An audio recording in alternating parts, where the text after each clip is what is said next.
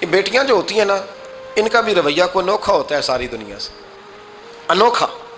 میں کبھی کبھی کچھ ایسی باتیں کرنے کو دل کر جاتا ہے کہ جو کر گزرتے ہیں۔ ایک صاحب مجھ سے ایک دن کہنے لگا، حضرت صاحب بڑی مشکل میں ہوں اور اتنا کٹھن وقت آ گیا کہ کوئی حال ہی نہیں۔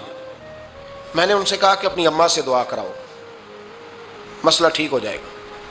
میں نے لگا اماں تو انتقال کر گئی، تو میں نے کہا بہن سے دعا کراؤ۔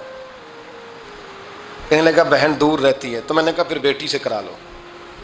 آپ یقین کریں، اللہ کے گھر میں بیٹھا ہوں، رمضان کا مہینہ مجھے تیسرے دن ملا۔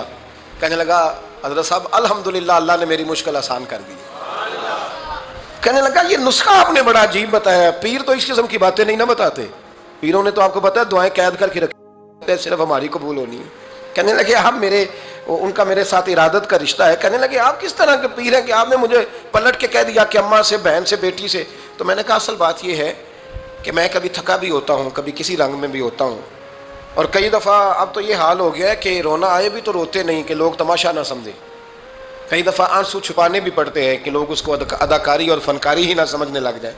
تو میں نے کہا یہ جو بیٹی ہوتی ہے نا، یہ جو بہن ہوتی ہے، یہ جو ماں ہوتی ہے، اس کو اشارتاً بھی آپ کان میں کہہ دینا مشکل میں ہوں تو یہ رات کو رو رو کے مصلی بھگو دیتی، یہ رو رو کے دعا مانگتی ہے بیٹے کے لیے، بھائی کے لیے، باپ کے لیے۔ اس کا رنگ ہر بیٹی پیار کرتی ہے، اور یقین کریں کہ کلیجہ ٹھنڈا ہو جاتا ہے جب بیٹیاں چھاتی پہ لیٹتی ہیں، تو لطف آتا ہے کہ اللہ کریم نے اس ننھی سی کلی میں کیا ٹھنڈک رکھی ہے کہ سارے دل کا جو ہے بوجھ اس نے ہلکا کر دیا۔ تو بتائیے پھر میرے نبی پاک کی شہزادی کی حضور سے محبت کتنی ہوگی۔